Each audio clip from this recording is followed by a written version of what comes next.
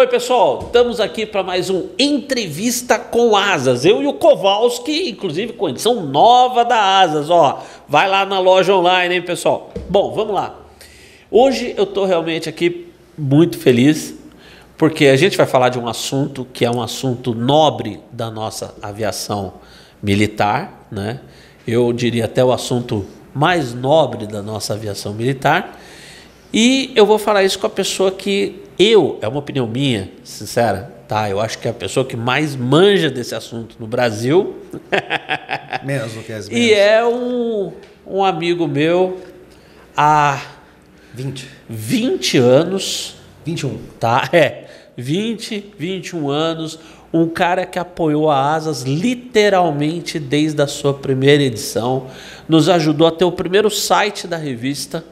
Né? É um cara e sempre fez isso de coração pela paixão que ele tem por aviação. Aliás, ele tem todo um trabalho de divulgação da nossa aviação, da história da nossa aviação militar, que ele faz assim, na boa, de coração, diria por hobby, mas por dedicação, tá? Então, Vicente Vasques, seja muito bem-vindo aqui com a gente. Obrigado, Luquez. O Kowalski está às lágrimas de estar com você aqui. Eu já te falei que eu vim por causa dele, né? Então. Mas, cara, é um prazer estar aqui, entrevista aqui para você, que é um dos grandes nomes do jornalismo da aviação brasileira, né? E vamos falar um pouquinho aí sobre o grupo de caça. É um assunto que começou como uma curiosidade, virou uma paixão, vamos dizer assim, né? E acabou me levando até a ter o prazer e a honra de conhecer muitos veteranos do grupo. Sim. Coisa que eu sempre falo, inclusive, é que quando eu procurei esses caras pela primeira vez, eu estava atrás de uma lição de história. E eu ganhei, foi uma baita de uma lição de vida. Bacana. Então é um assunto fantástico, é um assunto que tem muita coisa interessante, além de número de missões, de cor de P-47, de onde o cara nasceu. O lado humano da história tem muita coisa bacana também. E é isso, estou aqui para colaborar naquilo que eu puder. Então vamos lá, para essa entrevista é tão diferenciada que para essa eu fiz uma cola. Para essa eu tô com cola aqui. Eu fiz uma pequenininha aqui. Então é o seguinte, apesar de ter esses aspectos extremamente ricos e humanos da história do primeiro grupo de caça, do Santa Pua, né? Vamos lá, vamos para aqueles giro tradicional, né? Do seu modo, dos seus estudos, qual foi o motivo de criação do primeiro grupo de caça? O Brasil tinha aviadores militares, na época, capazes de se engajar numa guerra aérea moderna, para os padrões da época, né? Como a que se travava na Europa na Segunda Guerra Mundial? Bom, a criação do grupo de caça teve primeiramente duas funções, né? A primeira, aquela que a gente mais fala, né, foi colaborar com o esforço de guerra aliado contra as forças do eixo, né? E teve uma segunda função também, não menos importante. A gente tem que lembrar que na época a Força Aérea Brasileira não era nada mais do que a junção das extintas aviação militar e aviação naval, que foram extintas, juntadas em janeiro de 41, criada a FAB, né? Isso gerou o quê? Um aglomerado de aeronaves antiquadas, obsoletas, e ainda também com táticas e conhecimentos, muita coisa oriunda da antiga missão militar francesa, né? Sim. Então o que aconteceu? Quando foi resolvido que ia ser enviado um contingente militar para a frente de combate, o Salgado Filho, né, olhou e falou, pera um pouquinho, isso aqui é uma ótima oportunidade, não só para colaborar com o esforço de guerra, mas também para aprendizado. A guerra a gente sabe que ela é um grande, apesar do lado trágico dela, sim, né, claro, ela é um grande catalisador em termos de conhecimentos, tecnologia e aprendizado também, né? Sim. Então colocar a FAB em combate foi uma das formas de fazer com que ela aprendesse na prática o que seria uma força aérea moderna. E os que fossem, no caso foram para a Itália, na volta fossem, antes de mais nada, multiplicadores de conhecimento. Eles voltariam para a FAB e ensinariam aos demais, passariam os conhecimentos de modo a modernizar a FAB em termos de táticas e técnicas de combate. Então quer dizer que dentro desse contexto, então, essa parte do treinamento em si. O treinamento foi necessário realmente treinar esse pessoal, não aqui no Brasil, mas fora, né? Para que o treinamento já fazia parte dessa agregação de conhecimento. Você não vai treinar o pessoal aqui, porque aqui justamente era onde o conhecimento ainda estava defasado. Exato. Né? Tanto é que, se você for ver, o treinamento do grupo foi dividido em 3 fases. Né? A primeira, na Flórida. O pessoal fala sempre Orlando, na verdade não é só Orlando. Orlando foi a parte teórica, e depois em Alachua Army Airfield, em Gainesville, foi feita a parte prática. Esse primeiro treinamento ele foi feito especificamente para os cabeças do grupo, para os comandantes do grupo e também para os líderes de seção de comunicação, seção de mecânica, etc, etc. Para quê? Porque na Itália, ou na época, né, para onde o brasileiro fosse, né, eles não iam ser uma unidade independente com comando próprio. Eles iam trabalhar dentro de uma unidade americana. Sim. Então eles tinham que, antes de mais nada, aprender como funcionava uma unidade americana, qual era o sistema de trabalho deles, regras, etc., para poder se encaixar nisso. Né? Então, primeiramente, foi esse grupo dos Estados Unidos para fazer essa atualização em termos de comando. Como eu disse, começou no AFTC, que era o Army Air Force Tactical Center, perdão. Que era um centro criado quando eu falo Força Aérea, na verdade eu estou me referindo à Força Aérea do Exército dos Estados Unidos, né, que na época não era uma arma independente, né? Sim. Que foi criado para concentrar o centro onde os brasileiros estudaram, era literalmente o centro que foi criado para reunir todo o conhecimento mais recente que os americanos estavam adquirindo em combate. Tá. Então todos os conhecimentos, a última coisa, as mais modernas técnicas e táticas estavam sendo concentradas lá para ensino. Uma vez que eles tiveram a parte teórica, esses 36 homens, na verdade, são 36 homens-chave, não eram Moura mais 35, né, que a gente fala, eles foram para Alachua Army Airfield, onde isso foi colocado na prática. E esse na prática meio entre aspas. Por quê? Porque você não tinha o esquadrão completo, né? Então muita coisa foi simulada, na verdade. Então foi feita uma simulação dentro do que era possível, com o número de pessoas disponíveis, para fazer o mais próximo possível de uma situação de combate. E aí depois dali é que eles foram para o Panamá se encontrar com o resto do grupo. Né? Certo. Tá. E no Panamá, então, foi a primeira vez que o grupo se reuniu como um todo. Na verdade, assim, os homens-chave foram para Orlando em janeiro de 44, no comecinho de janeiro, e ficaram lá até 18 de março de 44, quando eles foram para o Panamá. O resto do pessoal que ficou no Brasil começou a ir em levas, em turmas, a partir de fevereiro. Então, quando os homens-chave chegaram no Panamá, a maioria do grupo já estava lá e pela primeira vez o grupo se reuniu como um todo, né? Tá. Tem até uma coisa interessante aí que o pessoal fala assim, Nero Moura foi o comandante do grupo, né?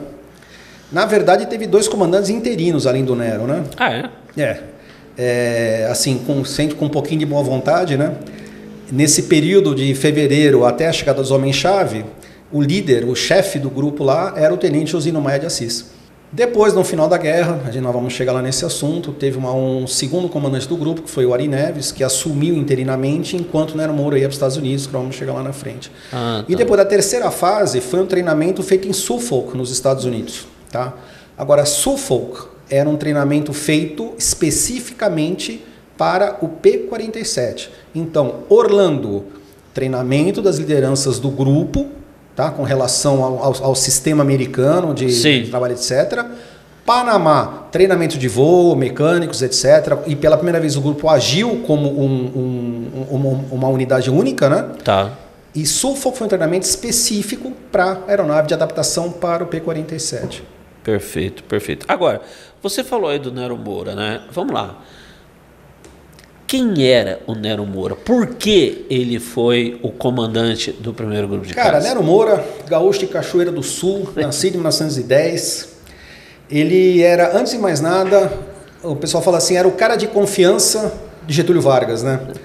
Mas não era só isso. O Nero Moura era, antes de mais nada, um oficial extremamente capacitado. Você, para ir para a guerra, você ia acompanhar o teu grupo, por exemplo, durante toda a fase de treinamento, né? Que durou de fevereiro de 44, vamos dizer assim, com a partida dos homens-chave, até a chegada na Itália, 6 de outubro de 44.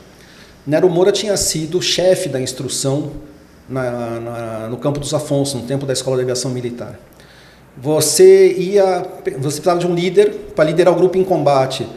Nero Moura, o pessoal esquece, ele tinha um grau de experiência de combate de míseras 60 missões na Revolução de 32. 60 missões. Entendeu? Né? Exato. Fora isso, ele era um cara, ele chegou a fazer cursos de especialização na França, ele estava em termos hierárquicos, no posto dele de major era o posto adequado para a liderança do esquadrão. E, novamente, era um cara de confiança não só do Getúlio, como do Salgado Filho. Né? Tem que lembrar que o Nero ele era principalmente também um dos responsáveis, com participação extremamente ativa na formação do Ministério da Aeronáutica e da própria FAB. Né? E se você olha Nero Moura, quem era Nero Moura, eu vou te falar uma coisa, ele era a minha admiração por ele ao longo dos anos só cresceu. Porque você vê muito a admiração, a liderança por posição hierárquica, Sim. por autoridade. E você vê que ele realmente tinha uma liderança por respeito. Você, quando lê alguém escrever sobre um líder, você consegue perceber muitas vezes quando o cara faz aquilo para ser politicamente correto, sim, fazer um negócio, sim, sabe, direitinho. Sim. Não, você conversa com os subordinados do Nero, com o pessoal do grupo, né? Tá. E você sentia realmente uma admiração genuína de um cara que era um líder nato, um líder justo, que tinha uma visão avançada das coisas, né? E até como ser humano, né? Você sabe que a história do Nero, que ele... Quando você pega os relatórios do Serviço de Saúde, Nero Moura, ele, em 4 de fevereiro de 45, ele foi internado com uma crise aguda de gastrite. Nossa. E aí você começa a juntar as peças. 4 de fevereiro de 45, dia em que o irmão dele, Danilo Moura, foi derrubado. Nero teve realmente juntou a notícia da queda do irmão, mais o peso do comando, né? Sim.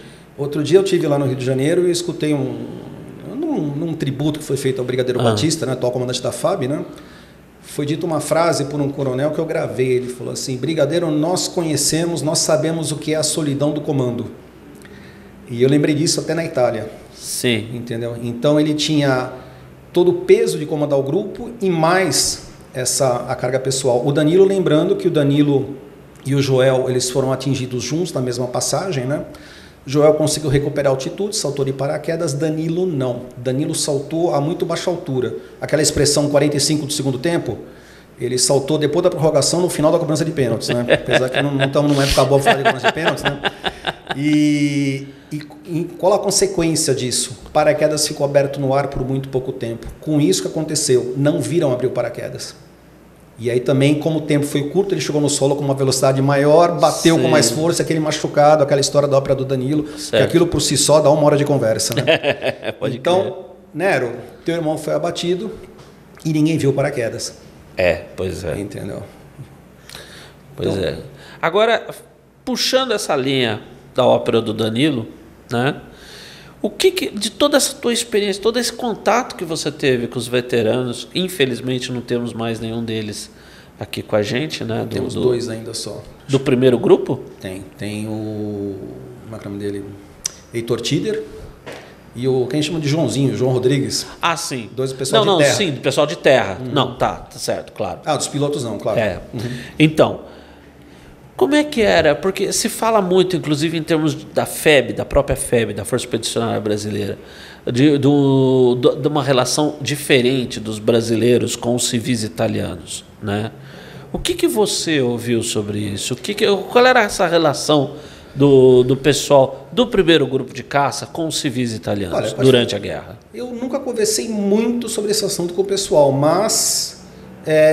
o que eu ouvi, principalmente falando dos veteranos de terra também, né? Isso. Que eles tinham uma relação muito boa, muito de ajuda com a população italiana, né? Você tinha Monsenhor Librelotto, capelão do grupo, participava ativamente das atividades de caridade em Pisa, lembrando inclusive que por isso ele foi eleito cidadão de Pisa.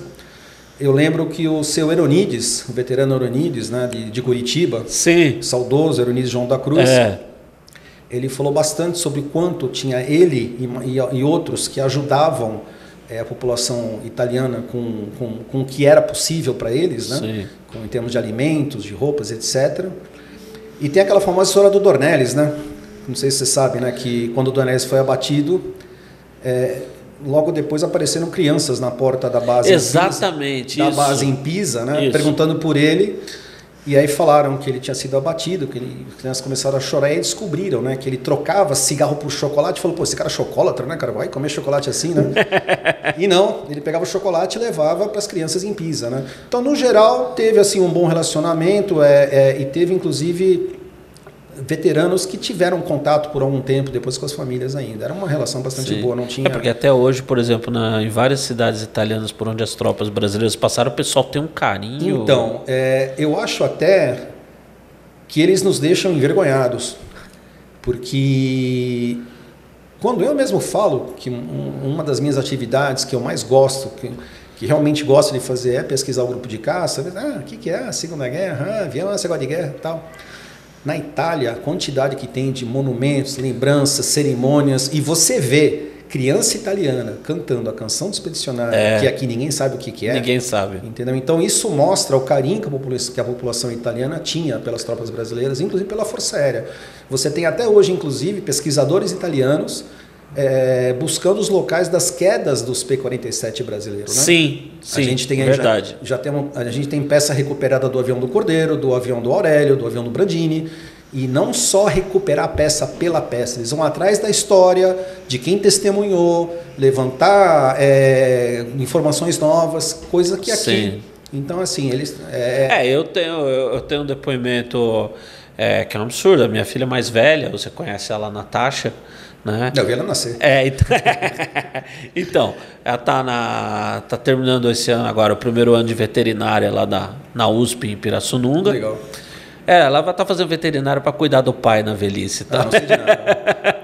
Me abstenho dessa opinião para não ficar chato. Ser entrevistado. Então, assim, cara, graças a Deus eu e a minha esposa, a gente sempre tenta dar para nossas filhas a melhor formação escolar possível. A Natasha passou pelo Colégio Batista, pelo Pentágono, pelo Mackenzie. E assim, a Natasha sabe que houve um primeiro grupo de caça, que pilotos brasileiros lutaram pela liberdade do mundo na Itália, morreram, tudo porque eu conto. Então... Porque ela não aprendeu uma linha disso na escola. Não, eu te digo mais. Isso é um absurdo, assim, entendeu? Para não estender muito o assunto, né? Mas assim, quando eu fiz ensino médio, nós estamos falando aí do começo dos anos 80, né? 82 a 84, não só não ensinaram, como quando era mencionado, ainda era ridicularizado.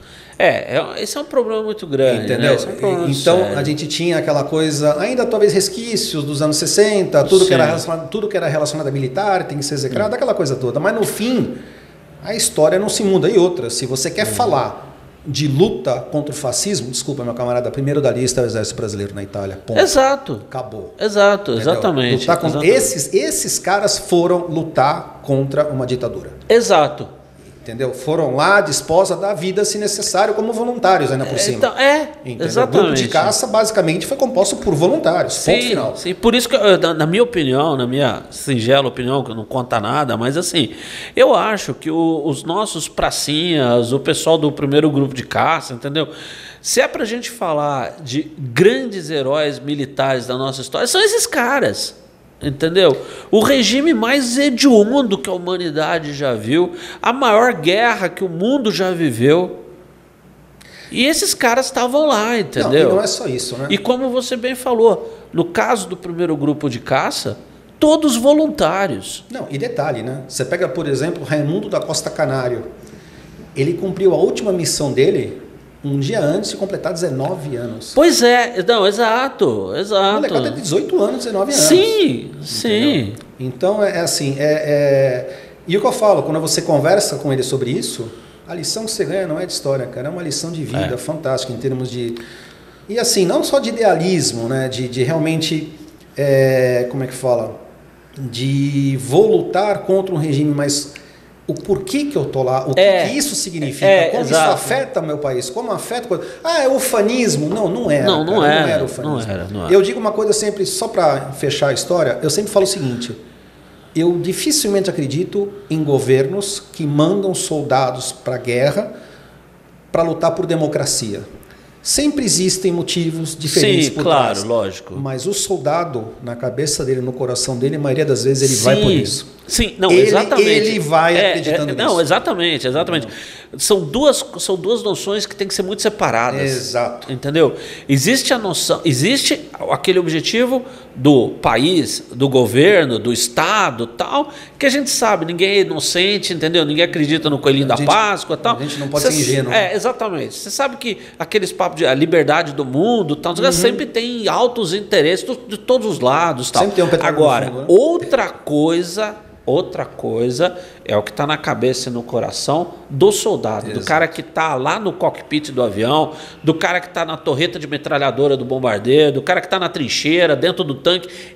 O papo é outro, entendeu? Esse o papo é são outro. os caras que quando voltam não contam a história de uma guerra glorificada. Não. Eles realmente não gostam de falar porque eles viram na pele Não. a tristeza, a tragédia humana que aquilo Sim, é. eu tive um veterano da FEB que era da nossa igreja batista aqui na Pompeia. Uma vez a gente teve um evento da ASAS na antiga Livraria Cultura, tal, sobre não sei quantos anos, 60 anos, 70 do final da guerra, coisa assim. Ele foi dar uma palavra. Uma das coisas que mais me marcou do depoimento daquele senhor foi quando ele virou e falou assim que quando ele voltou da Itália, ele levou não sei quantos meses para voltar a comer carne. Por causa das cenas pós-batalha de mortos, tudo que Sim, ele tinha eu visto. escutei várias dessas também. Cara, é impressionante. Mas vamos lá. Seguinte, um dogfight muito peculiar, né? Que a gente ouve, mas assim, com o Vicente Vasquez agora, o que rolou de verdade daquele raio daquele dogfight de um dos nossos P-47 com o P-51 O norte-americano? famoso combate do Tormin, né? Então, isso aí. Roberto Tormin Costa, considerado um dos melhores pilotos de P-47 do grupo. Então, exato. Uma habilidade acima da média, um moleque novo, asa branca. Ele era da reserva convocado, não era oficial da ativa da FAB, né? Essa é uma história que, ao mesmo tempo que ela causa muita curiosidade, se tem muito pouca informação sobre ela. Então, eu, inclusive, cheguei a pensar, será que essa história é verdadeira mesmo? Ou às vezes o pessoal dá aquela enfeitada até o dia por isso que eu quis perguntar para ele. Isso tá no regulamento, você sabe, né? Mas assim, o mesmo seu Euronides que eu falei agora, né? Uma vez em Curitiba, entrevistando ele, eu falei com ele, mas seu Euronides, aquela história do Tormin lá aconteceu? Ele melhor fez assim, não só aconteceu como eu vi. Olha só. Então assim, ele presenciou o combate sobre Pisa. Então o que acontece, o que a história conta é que apareceram 2 P-51 em cima de Pisa, né? E Tormin estava num voo, não lembro se era de treinamento ou aquele voo experimental, quando depois que o avião passa por uma manutenção, você faz um voo de check, né? Sim. E aí apareceram lá os P-51 e começaram a brincar de combate simulado com os Thunderbolts que estavam no ar. E os caras toparam o desafio, né? Só que aí, como diz Brigadeiro Rui, quem estava no comando do avião era o Tormin, né? E o cara, no fim, encaldou os 2 P-51. Caramba! Ele, teoricamente, não derrubou, claro, né? Claro, mas ele se colocou em posição às 6 horas, né? Na traseira do avião, onde estava plenamente apto, era só disparar e provavelmente derrubar o avião. Então esse combate aconteceu, o Tormin realmente ele abateu os 2 P-51, os 2 Mustangs, né? Que voltaram para casa com o rabo no meio das pernas. O que tem aí muita divergência é o que aconteceu depois, né? Coisa simples, mas assim, tem versão que fala que os P-51 balançaram as asas, cumprimentaram e deixam embora para não passar vergonha. Uma coisa cavalheirística. Aquele famoso. Tem outra versão que fala que os caras desceram e queriam saber quem era e foram no bar e encheram a cara. A gente não sabe qual é a verdade, né? Mas basicamente é isso, né? O pessoal às vezes pensa assim, não, o P-51 era um caça fantástico. P-47 também. O P-47, e ainda mais muito bem pilotado, tanto é que você pega os grandes asas americanos. Sim. Robert Johnson, P-47. Gabreski. P-47. Então, o Tormin não estava em desvantagem por estar no... E tem um ditado que eu gosto muito, né? Aliás, 2, né? O comandante do grupo de caça do 56, o Hub Zemke, né? Ele dizia aquela frase famosa, né? Que se você queria tirar uma foto para mandar para a namorada, você entrava no P-51. Se você queria voltar vivo do combate, você entrava no P-47. E a outra, que eu vi uma vez também, que é assim, traduzida do inglês, algo mais ou menos assim. Quando você está sem glicol, você está sem Mustangs. Porque o Mustang era refrigerado a água, né? Sim. E um famoso que um tiro no radiador, ele Exato. acabou, né?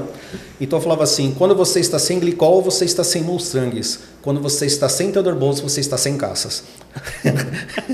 Eu sou suspeito para falar, né?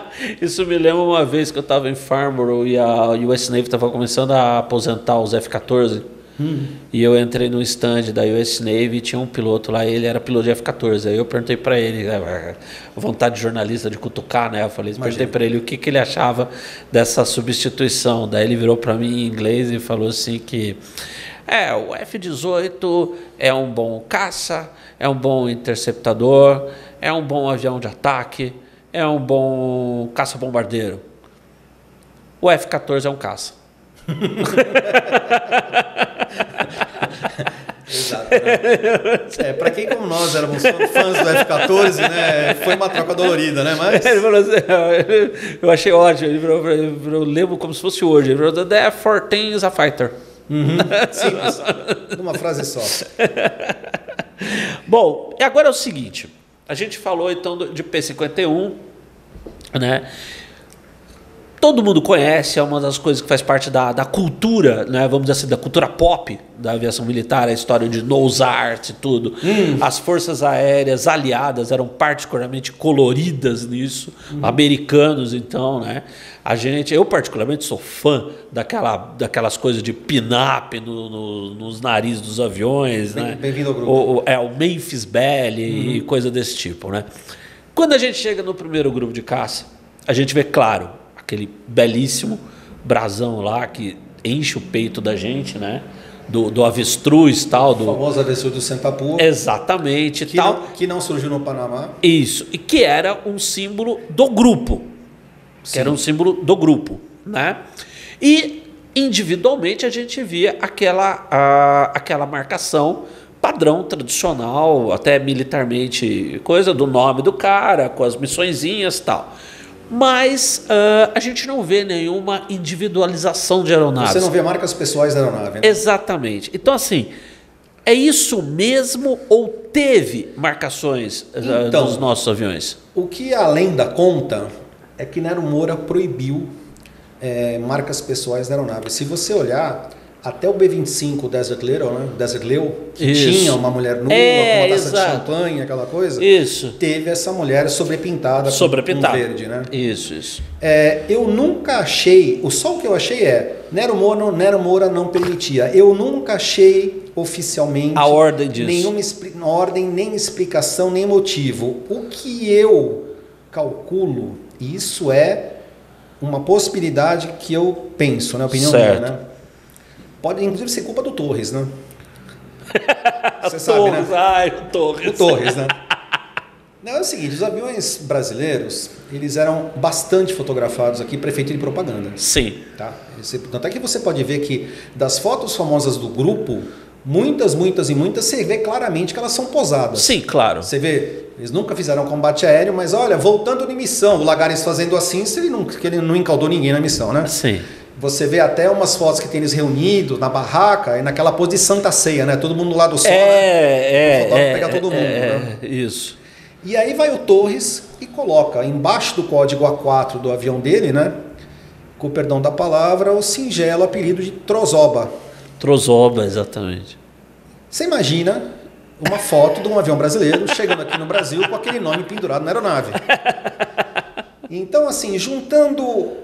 Eu nunca vi nada completo, mas juntando uma peça aqui e uma ali, a impressão que eu tenho, e eu posso até estar errado, é que Nero Moura olhou e falou assim, não, para com isso daqui, breca, proíbe isso aqui, que eu não quero isso nas nossas aeronaves. Talvez por isso, para não chegar aqui... Aliás, o Torres falava o seguinte, né? Isso eu ouvi pessoalmente dele, né? Falando assim que... As palavras exatas que ele usou foi assim, o safado do Argolo, que era o mecânico dele, né? Safado no bom sentido, claro, de piada, né? Deu uma mão de tinta fina, grossa o suficiente para cumprir a ordem, mas fina o suficiente para que o nome ainda pudesse ser lido de perto. Entendeu? E aí, se você fala assim, teve outras marcas pessoais, então... então é sempre um ponto crucial. Então, tem uma foto que eu acho que você já viu, que aparece o Torres Até o pessoal acha que é o Medeiros, porque o Torres está de gorro e de bigode. Teve uma fase que o Torres usou um bigode. E do lado dele está Hugh Dow, fazendo assim também com a mão, né? O P-47 atrás. E você olha em cima da foto, tem um nome pintado no avião. Parece frevo. Só que não deve ser frevo porque o F é meio estranho. E entre o V e o O tem um espaço grande, como se tivesse alguma coisa ali. Então, parece algo como frevo, mas tinha um nome pintado na aeronave. Tá. Provavelmente foi apagado depois também, eu imagino. Tá. Agora, o B6 do Lara, isso já no final da campanha, Tá. embaixo do cockpit, do para-brisa mais ou menos, tem uma pinap ali. E você, eu não consegui ainda identificar que desenho é aquele, mas tem um amigo meu chamado Fernando Stanislau, que é aquele cara que... Sei, Stanislau. O Stanislau não enxerga o piolho, ele enxerga o piolho do piolho. Entendeu? Ele olhando uma foto do albergo Netuno, tá o Meira dormindo, né? E cheio de pôster na parede. Isso, essa foto eu já vi. Essa mesma pinap tá lá na parede. É então, do Vargas, então, provavelmente. Não sei, dá pra ver claramente que é como se fosse uma mulher de cabaré dançando aquela com a perna levantada, estilo Moulin Rouge, né? Sei. Algo parecido com aquilo, mas não deu para achar exatamente qual a arte que é. Então, o B6 tinha aquela arte pintada, tem essa história do frevo. E tem Arlete. Tem Arlete. Quer falar da Arlete? Fala da Arlete. Vamos falar então da Arlete. E tem o Arlete. O Arlete é um caso que gera bastante discussão, que coloca assim, o avião do Tenente Miranda Correia, sendo que Miranda Correia nunca teve avião. Aliás, Miranda Correia não era nem piloto de nenhuma esquadrilha. Miranda Correia, nos Estados Unidos, passou por uma avaliação médica. Ali ficou demonstrado que ele tinha uma série de problemas de ordem dentária e problema de ordem cardíaca. Nossa. Miranda Correia foi afastado do voo nos Estados Unidos. Caramba. Então, Miranda Correia não era oficialmente de nenhuma esquadrilha na Itália. Ele seria da Azul. Tá? Se você pega os relatórios de voo no Panamá, você vê que Miranda Correia aparece nos voos, mas ele foi cortado nos Estados Unidos, tá? Por causa de problema de saúde. O que aconteceu? Então, por que tem o Arlete pintado lá com o nome dele? Aliás, quando você pegar aquela foto do Arlete, tá só o Arlete, não tem o nome dele, né? Exato. Eu lembro, por sorte, quando saiu o livro Heróis dos Céus, que foi a primeira vez que aquela foto foi publicada, Isso. foi no Clube da Aeronáutica no Rio de Janeiro, e quando ele abriu o livro, que ele viu a foto, eu, por coincidência, estava exatamente do lado dele. E eu lembro dele olhar para a foto e falar assim, eu lembro de tirar essa foto, mas nunca tinha visto ela revelada. Nossa. Então, o que a gente deduziu ali é o seguinte, o avião foi pintado para ele tirar a foto. Ponto. Arlete. Quem é Arlete? Tem que lembrar que são 5 nomes. É Arlete, Jasmine, Rose, Luciene Vansan. Nossa! Futura senhora Arlete Miranda Correia. Ela foi a primeira esposa do Miranda Correia. Tá. Na época, devia ser namorada. Em 44, ela nasceu em 28, tinha 16 anos na época. Certo. E ele pintou o nome dela na aeronave. E tirou foto do lado. Tem uma segunda foto. Se você olhar essa foto, inclusive, você vai ver que tem o Arlete... Tem grande, tem o Miranda, e embaixo do cockpit tem um desenhinho. Tem uma pinap. Eu tenho uma outra foto, que não saiu no livro, que mostra a pinap de perto. Aquela pinap chama Some Pumpkin. É uma pinap de Halloween, feita pelo Alberto Vargas, para variar. Foi publicada na revista Esquire, eu só não lembro o ano, entre 41 e 44, não vou lembrar o ano exato agora, acho que 41 e 43 na verdade. E ela com uma roupa preta, né? Com a perna de lado, tem um desenho de uma abóbora, um negócio assim do lado, e uma curiosidade, ela é exatamente a mesma pinap que aparece no L4 Lully da Elo. Com a diferença que, se não me falha a memória, no Lully a roupa dela está pintada de vermelho, eu acho. Eu acho que sim. Até tem um L4 que foi restaurado com essas cores. É exatamente o mesmo desenho nas duas aeronaves. Caramba! Então, tinha essa pinap. Só que assim, eu até tentei achar que avião é o Arlete, qual o número de série dele, tentando achar essa pinap de novo, eu não encontrei.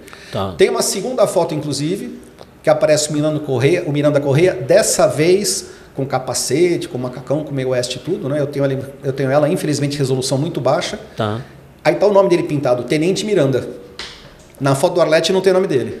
Na outra aparece o nome dele. Então essa foto foi tirada ele tirou Presumo eu que para mandar para namorada. Agora, se ele nunca viu a foto revelada, acho que no fim ele acabou nem mandando, né? Acabou nem mandando. Então a história do Arlete é essa.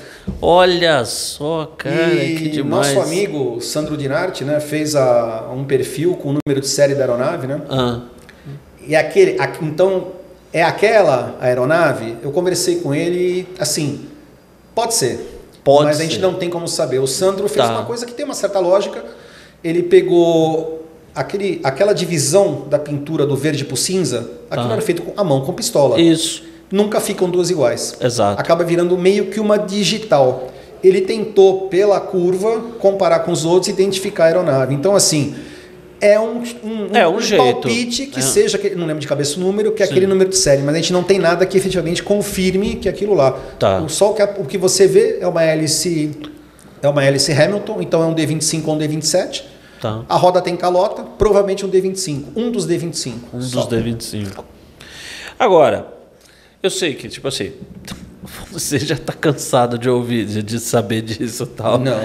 Mas assim, né? Vamos lá, mas tem o nosso público aí, né?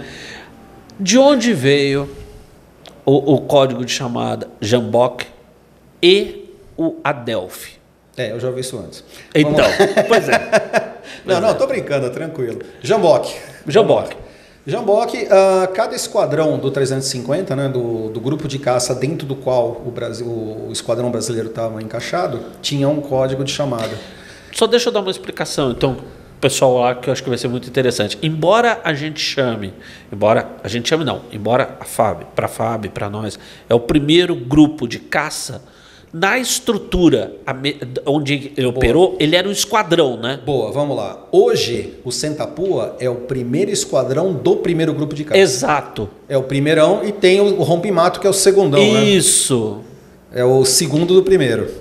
Na época, o que acontecia? Quando a gente falou, lembra dos brasileiros irem para Orlando e estudarem a história americana? Esse é um exemplo clássico.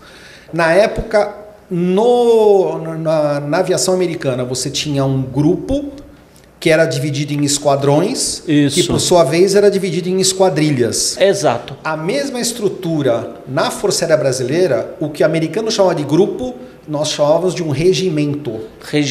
O regimento era dividido em grupos. E o grupo em esquadrilhas. Então, por isso que em português, usando a terminologia da época, era primeiro grupo de aviação de caça, e em inglês era First Brazilian Fighter Squadron. Entendeu? Era um esquadrão. Correspondia um esquadrão brasileiro a um grupo americano. Aí nós estávamos subordinados ao grupo 350 americano, que era composto pelo 345, 346 e 347. E nós éramos o primeiro BFS, Brazilian Fighter Squadron, tá? Perfeito. Então, todos eles tinham um call sign, né? Um código de rádio, né? E os americanos deram para o brasileiro no Jambok. E o brasileiro falou, o que é Jambok? É um chicote. Beleza, valeu, acabou. Anos depois, se não me engano, Rui Moreira Lima, sempre ele, né? Ele descobriu o quê? Que Jambok é um chicote, mas não é um chicote meio diferente. Na verdade, você tinha na Indonésia uma vara de madeira chamada sambok, que era usada para castigar os escravos. Esse tipo de vara, esse hábito, esse costume, o nome que seja, acabou sendo exportado para a Malásia. E no começo do século XIX, 1808, quando os escravos malaios começaram a ser trazidos para a África do Sul, o sambok veio junto.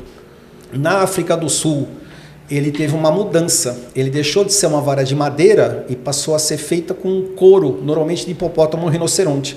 Você pegava uma tira, enrolava, ficava aquele chicote largo, forte, resistente, flexível. E mudaram o nome para Sjambok, S-J-M-B-O-B-O-K. E depois, lá em Tarquínia, deram o nome de Jambok, que é esse chicote, só que com uma alteração na grafia, né? Na linguagem africaners, né? Tiraram um S e colocaram um K no final. Então, esse chicote ainda existe, ainda é usado na África do Sul. A polícia sul-africana ainda usa, não é mais o chicote de couro, né? Ele é feito industrializado, com borracha ou com plástico. Apesar de que muito controverso, porque ele ainda é muito associado com o apartheid na África do Sul. Então é uma coisa muito controversa e muito usado também em nível pessoal, como arma de defesa. Inclusive não só defesa contra pessoas. Falam que ele é muito eficiente em defesa contra cobra. O pessoal que mora em área mais Sei. rural, ou nome que seja, é uma arma bastante eficiente para tipo de defesa contra animais também. Caramba. E depois você perguntou do Jamboque. O Adelphi. Adelphi. Mais uma vez, Rui Moreira Lima. Vamos nós. Nosso caro, querido, saudoso brigadeiro Rui Moreira Lima. Sabe que eu ligava para ele, o aniversário dele era 12 de outubro, 12 de junho, né? E eu ligava para ele, ele atendia e falava: Vasquez, seu cretino, você tá me ligando porque é meu aniversário ou porque é dia dos namorados? E eu falava assim: o senhor escolhe, brigadeiro. Eu falava: então, feliz dia dos namorados para você também. Era uma figura. O Adelphi, o Rui, quando era ainda cadete ou estudante, negócio assim, ele fez uma viagem de navio, né? E tinha turma de amigos lá, eles não tinham o que fazer, ficavam inventando moda. E na época tinha uma marca de cigarro chamada Adelphi, que tinha uma propaganda no rádio. E no rádio eles batiam palmas, faziam assim, pá, pará, pá, Adelphi, né? O que eles fizeram? Quer saber? Pegaram um prato, colocavam o prato embaixo da blusa, pegavam os talheres, e quando passava por alguém, pelo comandante, eles faziam no prato, pá, pará, pá, Adelphi. De gozação, saudando a pessoa, né? Brincadeira, né? Fecha a cortina, passa um tempo, abre a cortina, Rui Moreira Lima já graduado como oficial aviador, vai para a Itália. Ele lembrou dessa história do Adelphi e começou essa brincadeira do pá, pará, pá, Adelphi, né? Até que um dia, um general americano, se não me falha a memória, John K. Cannon, sujeito a erro, apareceu lá no campo, né? E deram o Adelphi para ele, que era uma gozação. Ele olhou assim pro Nero Moura, né? Fez assim, o que é isso, né? Aí o Nero Moura olhou e falou: e agora, né? Falou: não, isso é uma saudação honrosa, feita pela Força Aérea Brasileira, dada a pessoas especiais, não sei o quê. E dali em diante o Adelphi realmente acabou assumindo esse papel de ser uma saudação especial. Acontecia quando alguém era derrubado, ficava do lado de lá, ou quando alguém falecia, entendeu? Então ainda hoje o Adelphi é uma saudação, agora realmente uma saudação honrosa usada pela caça brasileira, né? E o curioso é o seguinte, né? Adelphi, em grego, irmãos. Somos irmãos. E eles realmente eram. Olha só, pô. Essa é bem especial mesmo. Tem coisa que ninguém explica, né? Agora, queria que você contasse para o nosso público não só o que era, né, mas o que significou aquela citação que o grupo de caça recebeu. A Presidential Unit Citation, exatamente, previamente chamada de Distinguished Unit Citation. Exatamente, isso. Exatamente, exato. Ela foi renomeada em 57. Isso. Vamos lá.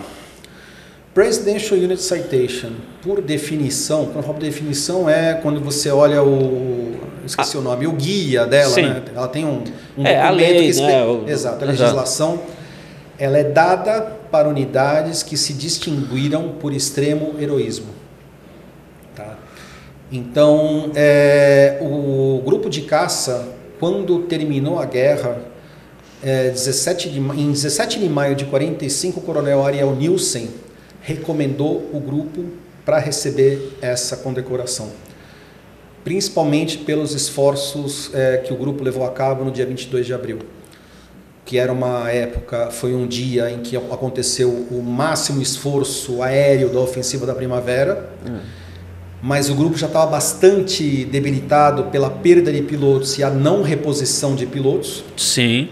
Fora isso, nós contávamos com 22 pilotos.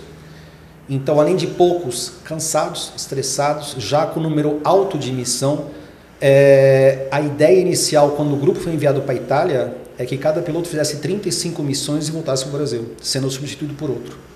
Tá? A média inicial prevista é que fossem enviados 3 pilotos de reposição por mês, o que não aconteceu, por uma série de motivos que vão talvez desde má vontade política, até, lembrando de novo, não no sentido pejorativo, mas assim, por desorganização da fábrica, lembrando novamente que era uma força ainda tinha acabado de nascer, em ajuste, né? Vamos exato. colocar dessa forma, né? Quando eu falo falta de organização, não é no sentido de você menosprezar, né? Exato. Então, todos cansados, estressados. Lembrando que teve vários pilotos que nós perdemos que voltaram para o Brasil por estafa aérea, Fortunato, Lafayette, outros por doença, né? Então isso exigiu do grupo de caça um esforço sobre-humano. Teve pilotos que voaram, de cabeça eu lembro do Lima Mendes e do Horácio, voaram 3 missões no mesmo dia. Caramba. Entendeu? E segundo o Ariel Nilsen, eu trouxe até aqui, porque eu não vou lembrar tudo de cabeça, né? Eu trouxe aqui, eu ia falar isso aqui em outro momento, mas já que você perguntou, né?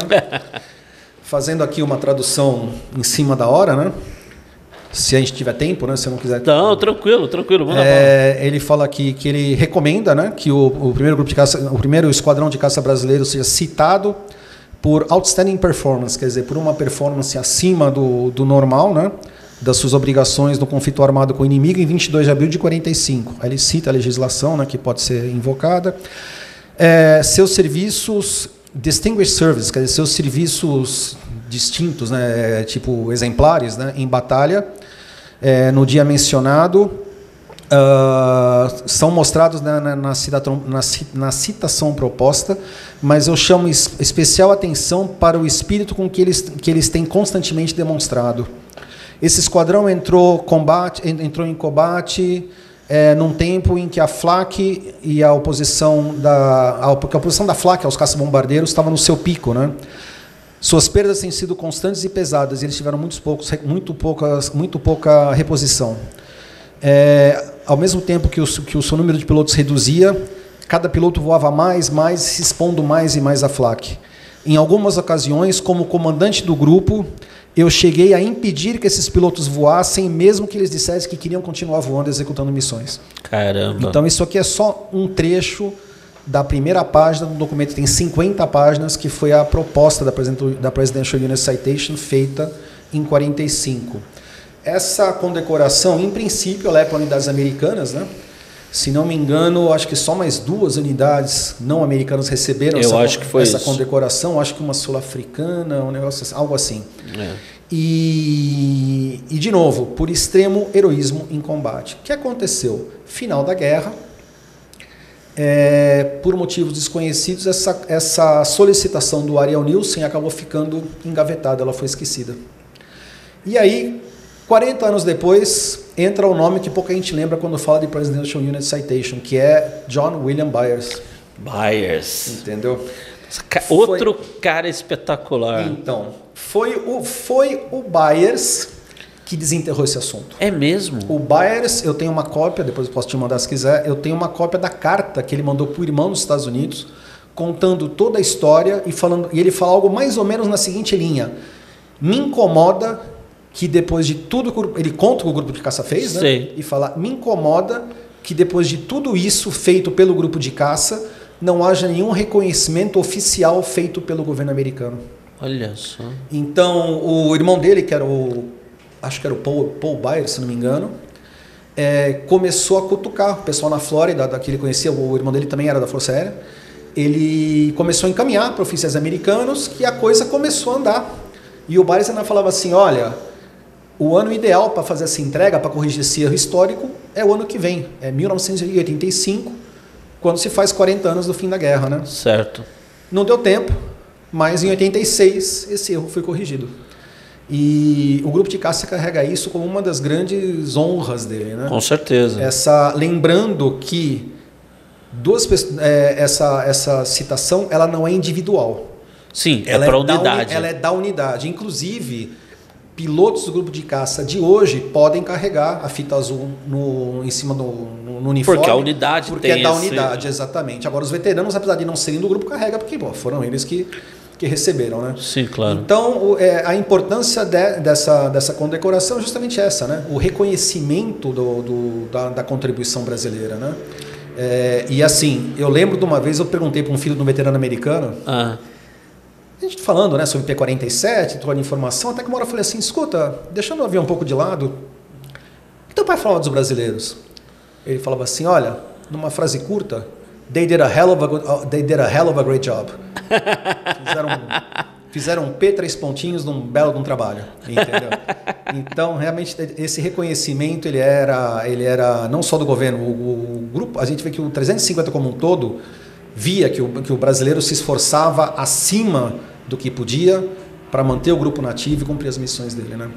É interessante isso que você comentou agora, que a distinção, embora a observação, o reconhecimento original, a solicitação, tenha sido no finalzinho da guerra, né? Quando terminou a guerra, ela acabou sofrendo essa situação. Ela ficou engavetada e só em 86 não se sabe, que ela não se sabe foi... por quais motivos, né? De repente até Bom, porque final de guerra, sim, aquela coisa, sim, né? sim. Mas no fim, tudo certo. Infelizmente... A famosa burocracia.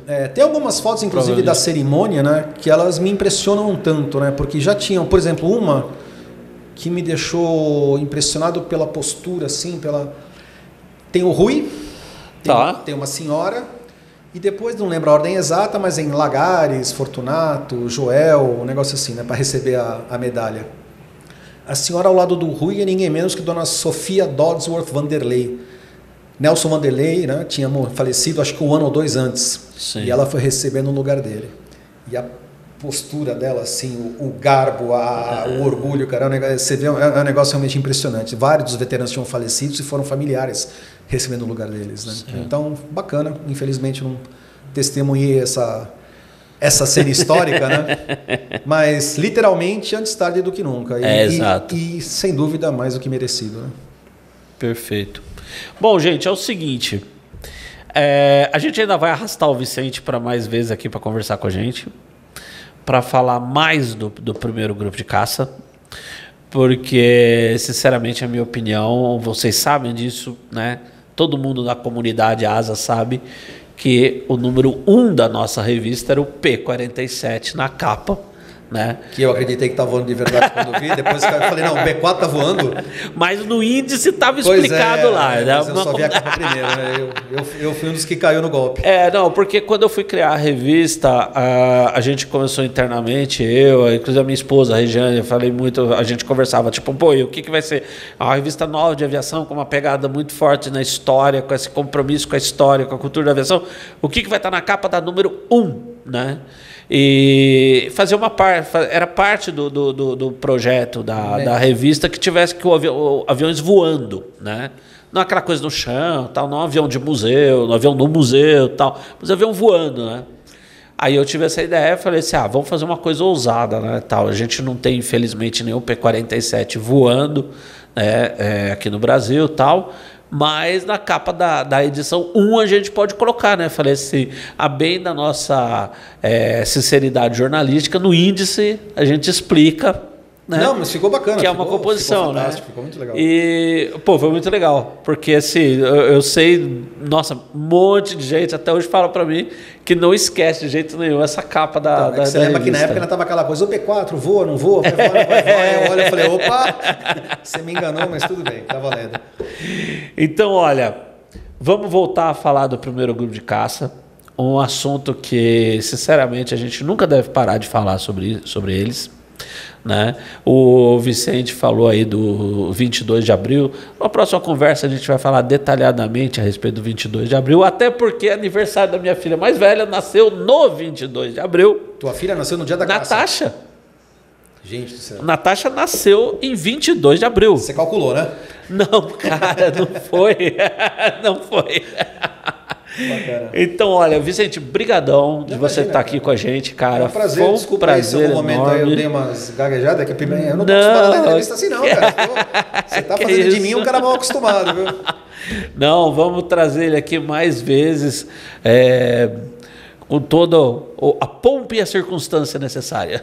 Que grupo de caça, cara, eu vou te falar uma coisa. Quando me fala assim, você precisa falar grupo de caça em 40 minutos. Eu falo, cara, isso é querer resumir a Bíblia numa revistinha da Mônica. Sim. Você tem milhares e milhares de aspectos, é um tema bastante amplo em diversos aspectos, muita coisa. Se o grupo de caça como um todo é pouco estudado, pouco lembrado, apesar que melhorou muito nos últimos anos, sim, né? Graças a Deus. Existem departamentos, áreas e coisas dentro do grupo de caça que são menos lembrados ainda. É verdade. Entendeu? Então, isso vale. O pessoal de terra do escalão terrestre precisa ser bastante valorizado. E quando você começa a ver a história deles, você fala, cara, eram tão guerreiros quanto os do ar, entendeu? Em termos de superação, dificuldade, material, frio. Não, com certeza. Então, tem muito para ser estudado sobre isso. Não, sim, a gente vê até hoje, às vezes você vê algumas unidades que se destacaram, da Marinha Americana, dos Marines, da Força Aérea do Exército Americano, e você vê livros sendo lançados agora dessa unidade, você fala, nossa, mas caramba, só de cabeça eu lembro aqui de uns 3, 4, 5 livros que tem dessa unidade. Mas não é que é uma questão de ficar repetindo, é que realmente muita coisa vai se descobrindo, né? Muita Sim. coisa vai se chegando em documentos originais, vai se podendo... Por uma próxima ocasião a gente fala disso. A Regina Moura, filha do Danilo, está escrevendo um livro sobre o pai. Colocou uma pesquisadora, Beatriz, tem feito um trabalho fantástico no museu de encontrar e digitalizar os documentos. Exato. Muita coisa está aparecendo que vai agregar e até mudar algumas coisas que a gente conhece sobre o grupo de caça. Porque aí a gente não está mais baseando em depoimento, em livros, mas em documentos. Exato. Porque a história, o trabalho de você pesquisar e recuperar a história, muita gente acha que a história, porque ela já aconteceu, é uma coisa estática, está errado. A história é dinâmica. A história é dinâmica justamente porque você tem esse trabalho de arqueologia em vários níveis. O depoimento em primeira pessoa é absolutamente fundamental e preciosíssimo. Claro. Do meu ponto de vista, uma das coisas que tem mais preciosas é aquilo que a gente comentou aqui na entrevista, que é o psicológico, o motivacional, o porquê que aquele cara estava lá. Isso não vai estar nos documentos. Sim. Entendeu? Agora, certos detalhes que a pesquisa histórica exige, datas precisas, ordens reais que foram dadas para isso ou para aquilo, aí você tem que ir atrás dos documentos, aí você tem que escavar o pó mesmo. E até mesmo uma coisa, Luquezzi, para tentar ser rápido, às vezes os depoimentos que você vê, eles têm informação incorreta. Mas essa informação incorreta muitas vezes não é fruto de má fé. Não. É fruto de... A memória às vezes falha, primeiro. Lembra que muitos livros foram escritos décadas depois dos fatos. Sim, exato. E segundo, a verdade que a pessoa... É como ela enxergou o fato. Exatamente. Que muitas vezes a verdade... Para ela, aquilo é a verdade. Às vezes a verdade dela pode ter alguma diferença com o que vamos chamar de verdade universal. Exato. Então a gente, pelo amor de Deus, não tem nada mais importante do que uma fonte primária que é um veterano. Sim, não. Mas os documentos dão uma série mudam alguma coisa, apoiam outras, corrigem, eles colocam a coisa mais na linha do que efetivamente aconteceu. Exato. Quando eu fui escrever agora o livro O Voo do Impossível, lá com a história do Bandeirante, nossa, o doutor Osiris Silva, gostaria de chegar na idade dele, quando a gente teve as sessões de conversa, tudo, e ter a vivacidade de memória que ele tinha. Mas é óbvio que, graças a Deus, ele tinha guardado várias coisas, inclusive documentos pessoais dele, da época de militar e tal. Certas coisas a gente teve que recorrer a isso para conferir uma data, tudo, porque é lógico, você não vai querer que o cara lembre, não, eu decolei no dia tal, de tal. Não, peraí, também, não, eu voei para lá, foi mais ou menos, foi em maio de 67 e tal. E tem mais uma coisa, Luquezzi, quando se escreve o livro sobre o grupo de caça, normalmente se escreve louvando o grupo de caça, contando os atos heróicos, etc, etc. Sim. O documento, por ser uma coisa mais fria e mais precisa, eles te mostram, inclusive, os problemas. Sim. Problemas de ordem organizacional, material, até mesmo pessoal. Eram 400 homens, sim, 400 seres humanos sujeitos a erros e defeitos, não sejamos inocentes em achar que o grupo de caça, como disse uma vez um veterano, falou assim, nem tudo foram flores do primeiro grupo de caça. Não. Agora, você entender que o grupo de caça teve problemas, defeitos, não é depor contra o grupo de caça. Não, pelo contrário, porque você entende aí que a trajetória do grupo não foi aquilo que eu sempre falo, não foi no asfalto liso, morro abaixo no sentido que para baixo todo mundo ajuda, né? Exato. Na verdade foi uma subida bastante íngreme, em terreno irregular, com muitos obstáculos. E aí tudo isso foi superado para que o Gávea chegasse no topo como vencedor. Exato. Inclusive, assim, eu particularmente, eu sou bastante crítico a esse tom, assim, vamos chamar dessa forma, não quero ser mais ufanista, coisa, por quê? Porque a gente sabe que o ser humano é o ser humano. Na medida em que você faz todo esse Photoshop na história do coisa, de certa forma você está desumanizando o cara. Sim. E numa certa, na minha visão pelo menos, você está até tirando o mérito, porque fica aquela coisa, aquela história toda falseada que você sabe que não é real. Por ser perfeito tudo é fácil. Exato. Por ser imperfeito tem obstáculos a serem superados. Exato, isso que porque as pessoas são seres humanos. O mérito muitas vezes não está na vitória, está em você superar os obstáculos todos que você fez. Exatamente. Então quando você faz aquela photoshopada exagerada na história, quem lê fala, meu, pelo amor de Deus, não existia cara assim, entendeu? O que é isso? A pergunta é simples, assim, o que você quer? Você quer a história ou você quer a lenda? Exatamente. Ponto. Exato. Mas então assim, eu acho que na medida que você, exatamente, você fala de falhas, de erros, de equívocos, de dúvidas, entendeu? De hesitações, você está dando mais valor ainda. É aquela famosa máxima que uma vez eu vi um cara, um piloto falar.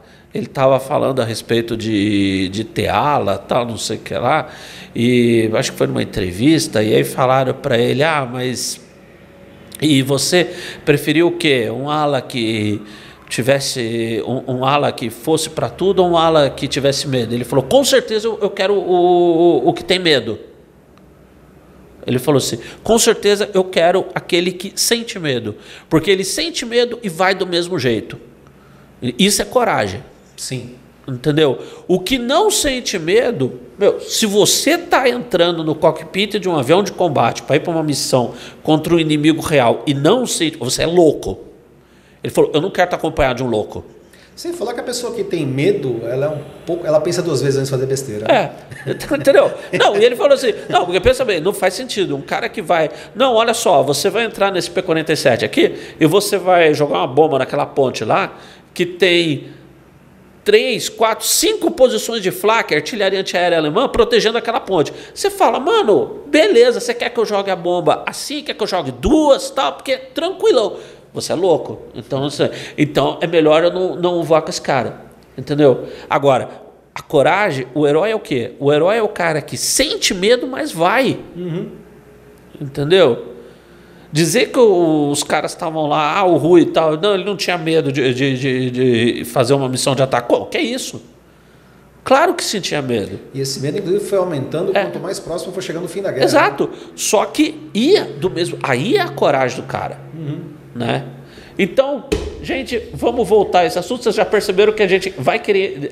A gente vai para encerrar a entrevista e aí começa a falar de novo. Então é melhor encerrar. De vez o Kowalski que já está falando, cara, para com isso. Então, olha, muito obrigado por vocês estarem aqui com a gente. De novo, Vicente, obrigadão de você estar aqui com a gente. Você vai voltar. E olha, um grande abraço para vocês. Até a próxima.